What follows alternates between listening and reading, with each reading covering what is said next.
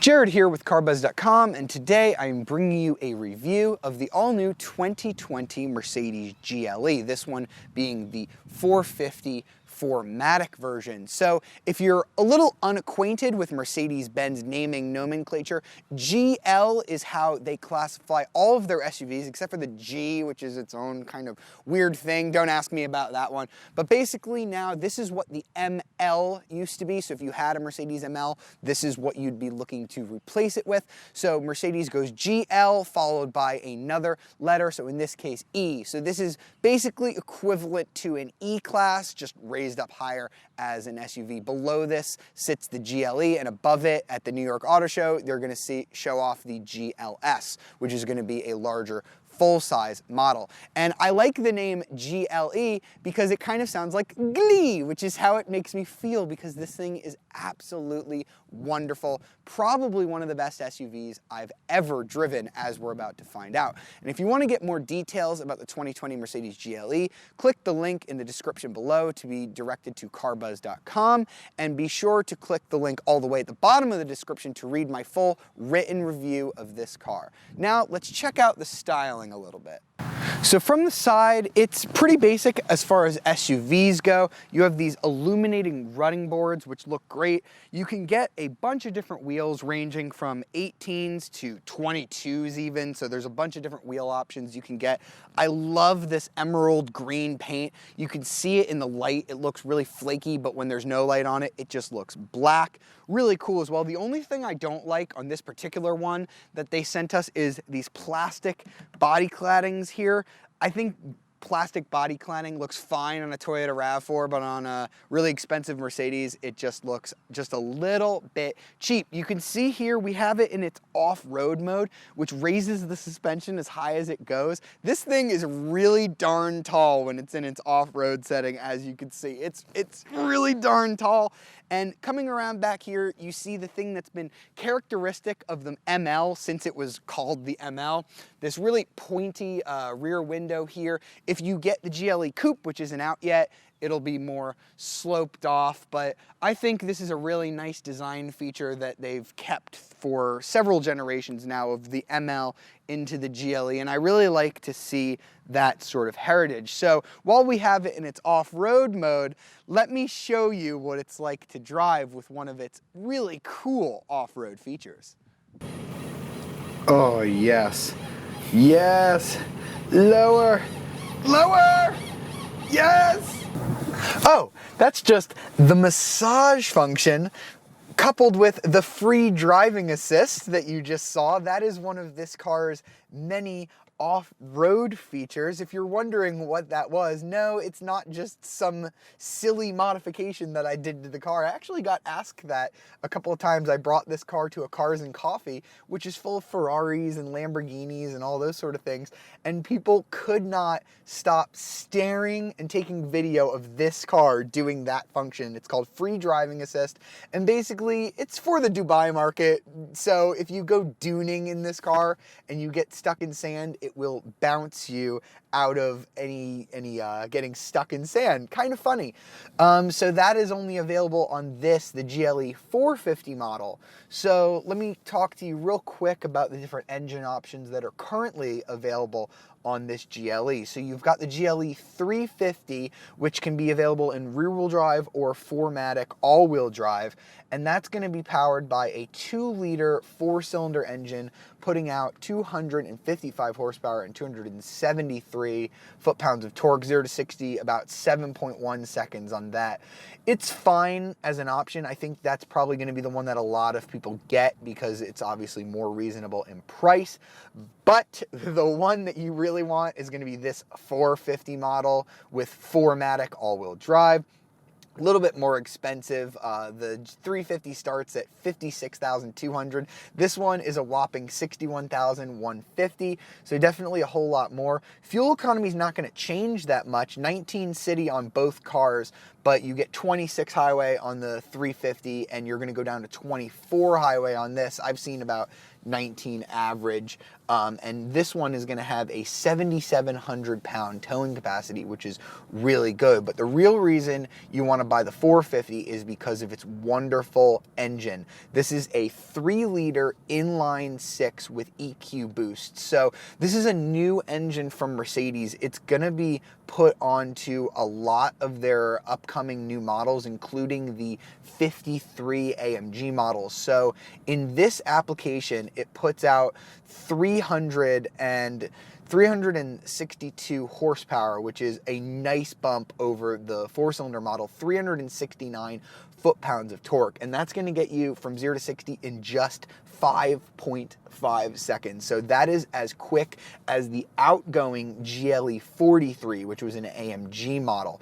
And the reason why it's so quick is because it has a 48-volt mild hybrid system, which I have to explain that a little bit. If you watched my review of the 2019 A6, you'll already be familiar with what I'm talking about. But basically, the car has a 48-volt hybrid system. So it's sort of like a Prius or a normal hybrid, but it's not quite as big of a battery. What this one does is it adds 22 horsepower, and it also powers a lot of the auxiliary functions of the car, the air conditioning, the starter motor, that cool suspension that I showed you right before we started driving.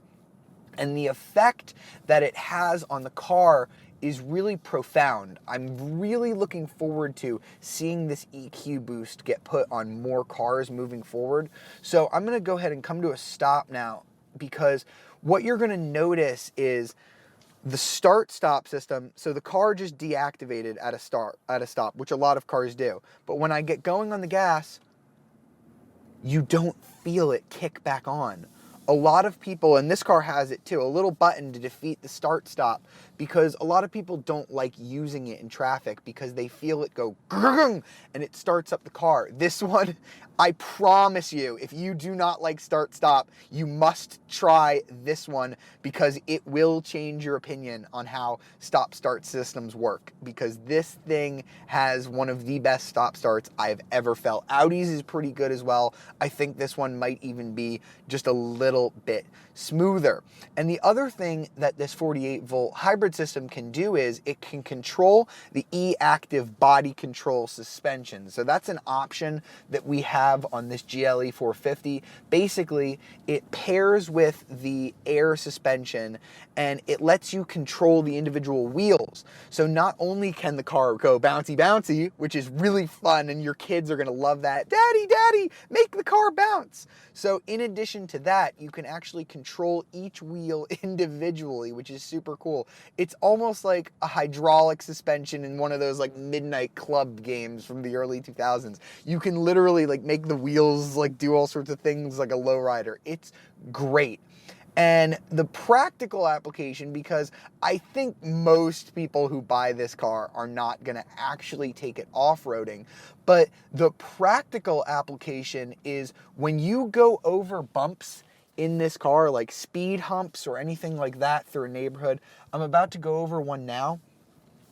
The car erases them. Completely erased, gone. You don't feel vertical momentum when going over speed bumps. So we've got one coming up right here. I have the suspension in comfort mode right now. So we're about to go over this bump, and it's an up and down. Nope, I did not feel that. So it picks up the front wheels, and then when the back wheels are about to go over, it picks those up too.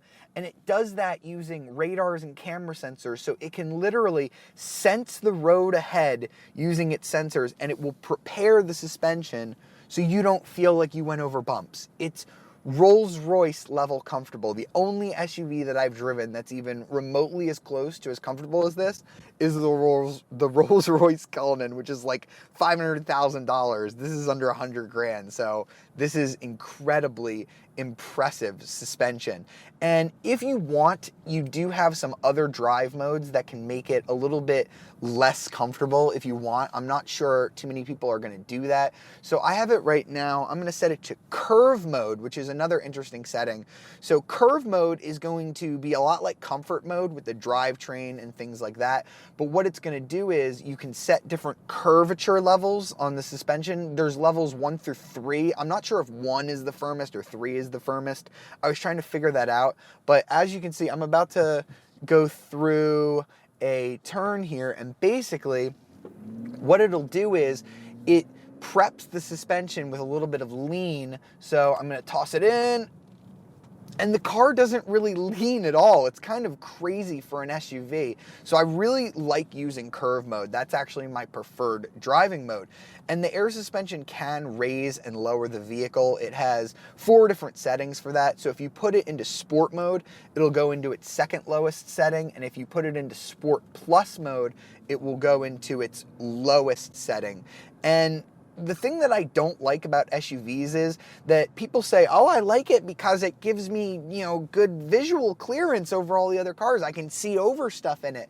And I've always hated that argument because I drive a lot of these little crossovers that you can't see jack over them. Like, you're ahead of you is a pickup truck and you can't see over it. In this, you actually can. If you put this thing into its tallest off-road setting and park it next to a Jeep Wrangler, it doesn't look like no shorty. It's pretty incredible, actually, when you think about it. So I have it now in its Sport Plus setting, which is going to firm everything up as much as it possibly can. The steering gets a little tighter. If I did have one complaint, it's not really a complaint. I've driven the BMW X5, and that feels just a little bit sportier than this GLE. This feels more like a luxury truck, whereas the BMW X5 feels more like a car that just happens to be bigger and taller. So depends on what you're looking for. If you want the sportiest experience, you should probably go X5. If you're looking for just comfort, I think this does it better. This 3-liter inline-six is so beautifully smooth. I'm gonna go ahead and put my foot down on it. Oh, it's butter. The engine is butter. You feel no vibrations from it. That's the benefit of having an inline-six versus a V6 engine. BMW's inline-six is a little better sounding. This is very harmonious and very smooth sounding, but it doesn't make any cracks or popples or anything, sporty that you'd want from like an aggressive engine. So again, that BMW is what you're gonna want if you want something sporty. The other issue that I have with it, although the engine is one of the smoothest that I've ever tested, I love this engine. Mercedes' 9G-tronic, it's a 9-speed automatic, is not my favorite. I think BMW's 8-speed is actually a little smoother. The issues that I found is when you're coming to a stop, when it's shifting from like 4 to 3, the downshifts can be a little bit rough compared to what I would expect from a luxury vehicle like this. It's only a minor gripe. It's still incredibly comfortable. I've just driven cars with a little bit better suspensions than this. So all GLE 450s are going to have 4MATIC all-wheel drive. They send power mostly between all 4 wheels, but they can send 100% to the rear. They can send, I believe, up to 100% to the front. So this is a very capable vehicle. If you are going to go off-roading, I'm not going to show it to you, but trust me, with that bounce mode, I've seen this car get out of some crazy dunes in some Mercedes promo material, and it's so comfortable. This is really one of the best driving SUVs I have ever tested. And it's already quick enough as it is, but Mercedes, once the AMG division gets a hold of this car, who knows what they're going to do with it. There will be a 600 horsepower AMG 63 version, and I've seen some leaked documents from Mercedes that they're going to be doing a GLE 580 version of this car. So 4-liter twin-turbo V8 producing around 460 horsepower, and that should also have this amazing EQ boost technology, which is absolutely incredible. I think moving forward, all cars are going to need to be mild hybrids like this because it makes the experience so much better. And if driving this car was wonderful, it only gets better when you check out the interior. So I'm going to go ahead and pull over now and show you how amazing this car is on the interior.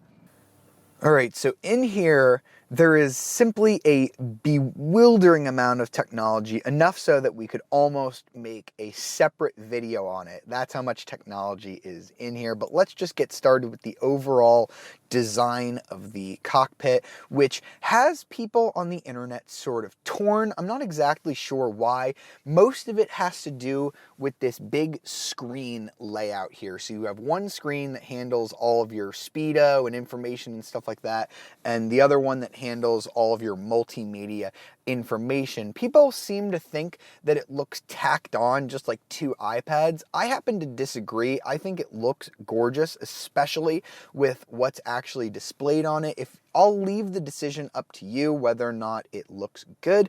But as for the rest of the interior, you've got these beautiful milled speaker covers. You've got this nice unfinished wood trim. You have nice metal buttons, leather everywhere, these big nice grab handles that really make it feel off-roady. So I think the cabin is just a wonderful place to sit. Now, what's interesting about these new head units, so this is what's called Mercedes-Benz User Experience, MBUX for short. So what Mercedes has done here is they've made 3 or 4 different ways that you can control this system. So if one doesn't suit your liking, there's definitely another way that you can control it. So number 1 are going to be these little black dots here. They look just like buttons, but what they actually can do is they're sort of like the little thumb thing that you used to get on BlackBerry phones. So as you can see, I'm swiping from left to right and it's controlling what's on this main screen. If that seems a little bit annoying to you, you can go down here. You have a touchpad that basically does the same thing. You can swipe it in different directions to activate it. If that doesn't suit your needs, it's a touchscreen, so you can just touch and use all of these various functions however you want. Touchscreens are pretty easy to use too. But if all of those are just too annoying and you don't want to use any of them, you can always just say, "Hey Mercedes." When it works, you can say, "Okay Mercedes, Mercedes." How can I help you? There it is. "I'm a bit cold." I'm setting the temperature to 63 degrees. So as you can see there, it was a little bit hard to get it to work. I promise you I've had better interactions with it earlier in the week. This does work a little bit better than BMW's system in my experience, but as you saw there, it was a little bit frustrating. So there's a lot of customization that can be done here. Let's start off with this main screen here, because what you see pictured is not the only thing that you can have displayed. If I use this little left BlackBerry pad, it lets me control this main screen. So as you see here, I have the middle setting set to my trip information. You can do 3 different zones basically. So you have a left, right, and middle zone. So instead of a tachometer, I can have my fuel consumption. I can have this little eco display. I can have a mini version of the satellite map. I can even have G-forces. There's a lot of cool stuff that I can have on here, including what suspension mode I'm in, how much the 4MATIC system is sending power to the rear wheels. Lots of cool functions. I can also control the middle. The one thing is, I found that this is a little finicky to use when I'm trying to get from one to the other. I've had other Mercedes models that were a little bit easier to use, so I'm not exactly sure what's wrong with this one. You can have the middle display a bunch of stuff. Here's all of the options that you can have here. So you can have radio.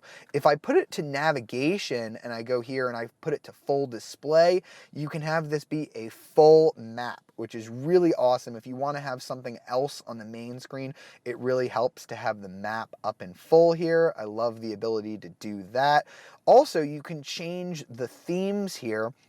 So if you don't like the design of these gauges, you can change them. Here's a sport gauge, which changes them to a sort of yellow.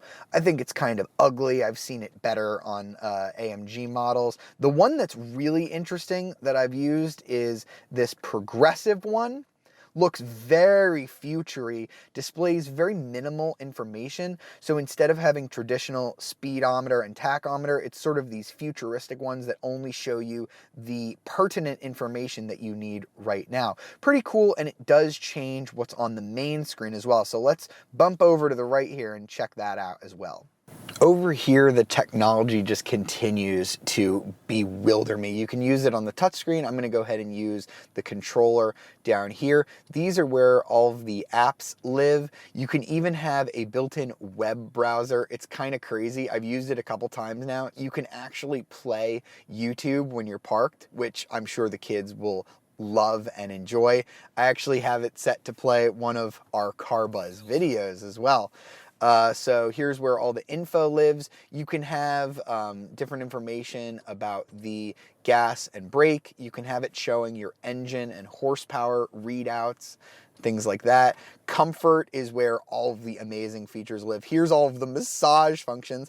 I can have a hot, relaxing back massage or an activating massage, classic massage, mobilizing. Like, it's just insane how many things you can do here. Seat comfort as well. You can just do, it has this function called seat kinetics where it'll move the seats ever so slightly so that you aren't in the same position for like a 3-hour journey. You can change the seat heating balance, like where you want the heat to come from, which is kind of crazy. This car also has optional heated armrests and center console, which is simply nuts when you think about it.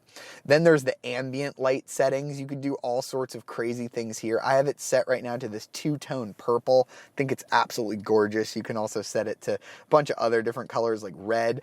And I have it set to, so if I adjust the temperature up, the lights glow red, but only on my side. And if I go colder, they show up as blue. Really cool. So many different things to play with. There's a bunch of themes as well. So you can change it. You can make these themes yourself. They have these cute little images. You can set favorites. I've found this new MBUX system to be incredibly easy to use. You've got this awesome 360-degree camera where you can change all of the different camera angles. This is just one of the best, most technological cars I have ever driven. Of course, it parks itself. You can go ahead. I've tested that out. That does work as well. So interior-wise, I think this is one of the best SUVs on the market today, and that luxury continues when you step into the back seat. So let's go check it out. All right, so back here you are going to have plenty of legroom. I think it's a little bit bigger than I remember the BMW X5 being. And if it's not big enough for you, it has electric adjustments for all the seats. So I can slide my seat forward, I can recline it back, I can even move these headrests, if you can see that. That's really cool in a back seat. The kids are gonna love playing with that, so you might want to lock them out of here. I do have quad zone climate control, so I have a bunch of climate controls down here. I also have 2 USBs, but they are USB-C, so you're gonna have to maybe buy an added plug for those. So yeah, rear seat is great. I also have these sunshades here. They're controlled just using the same control that controls the electric windows, so you can raise those up and raise them down. In addition to the electric seat adjustment, there's also a little tab here. If you pull it, it will lean these all the way forward as far as they will go so that you can access the 3rd row seat, which this specific car doesn't have, thank God. I don't have to squeeze myself into that teeny tiny back seat. I promise you, it is only good enough for children and costs $2,100. I would skip it. It's not worth it at all. Leave that just for cargo, as we're about to check out. Let's finish off with the back, where the GLE has plenty of storage space. How much storage space? Can't exactly tell you because Mercedes has not yet quoted cargo capacity yet. This car is still very new after all, but what I can tell you is that volumetrically it is quite big. You're not gonna have too many problems fitting all of your stuff back here. This is a mid-size SUV, but it does feel big for the mid-size category. This is all of our camera equipment. Fits in here just fine with plenty of room to spare. You can have a 3rd row back here, but as I said, don't do it. You can only fit children back there. It's pretty useless. You can actually pull this tab and it'll raise up the whole back end to make it a little easier to load and unload. Folding down the seats is as easy as pie because you have these electronic adjustments that will send both of the seats completely flat so that you can load larger stuff in there. So that's pretty easy as well. And you do have this cargo cover to cover all of your things as well. They are going to be doing a GLE coupe as they did in the previous generation. That model isn't out yet, but as I say of all SUV coupes, do not bother. They cost more money and you're gonna lose part of that practicality that you have on this regular GLE. So I would not bother with that at all. So now that we've checked out all 3 rows of the GLE, let's go ahead and price this one out. All right, so let's price out our 2020 Mercedes GLE 450. Optioning this car out is actually a little bit difficult because this car is so new. I didn't actually get a Monroney attached to it, so I've had to go on and play around with the configurator to see how much this car would actually cost. So if you want a GLE 350 4MATIC, which is right now the base one, they will have rear-wheel drive models in the summer, but for now 4MATIC is going to be the only option you can get. $56,200 base. Stepping up to the 450 with this bigger motor and the EQ boost is going to be $61,150. And as I've said, I would definitely recommend the upgrade, even though it is about $5,000 more. So this car has a ton of stuff as optional equipment. It's got a panoramic roof for $1,000. It has a nicer leather interior. I believe you get fake leather as base. So the nicer leather is $1,620. The acoustic comfort package is $1,100. That gets you thicker glass, makes this car ride like a bank vault. Highly recommend that option. It has the premium package, which is $1,850. That's going to get you the Burmester audio system, ambient lighting, and a wireless charger. I think I would do it just for the Burmester audio. The ambient lighting is really cool, although that is a gimmick you can also get in a Mustang and a Camaro, but obviously Mercedes does a better job of integrating it.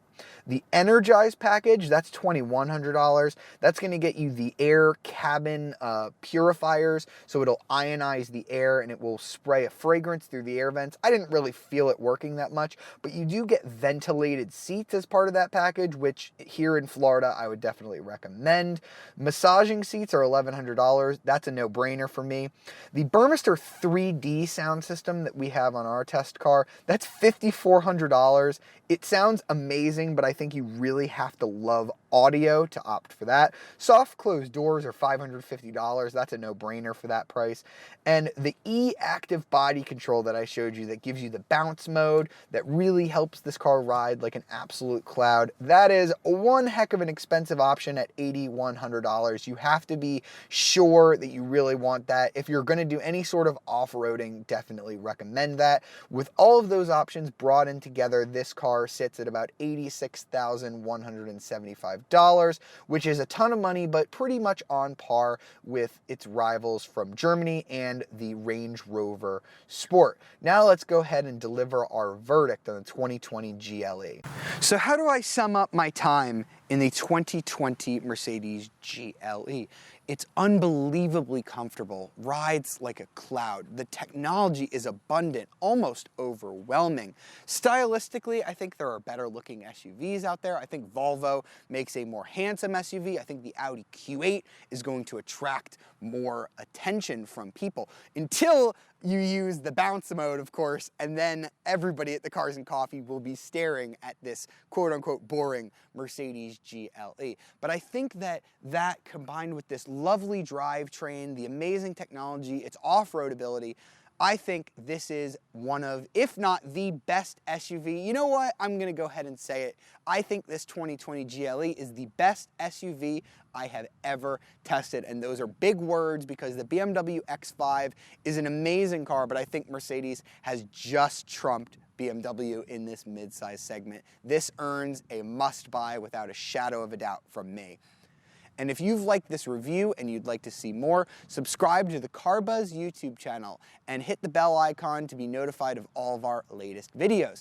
And if you haven't checked out our apps yet on iOS and Android, we think you'll really like them. It's a great way to keep up with all of the latest and greatest in automotive news and to see more reviews just like the one you just watched here today. Hope you've enjoyed the video. See you next time.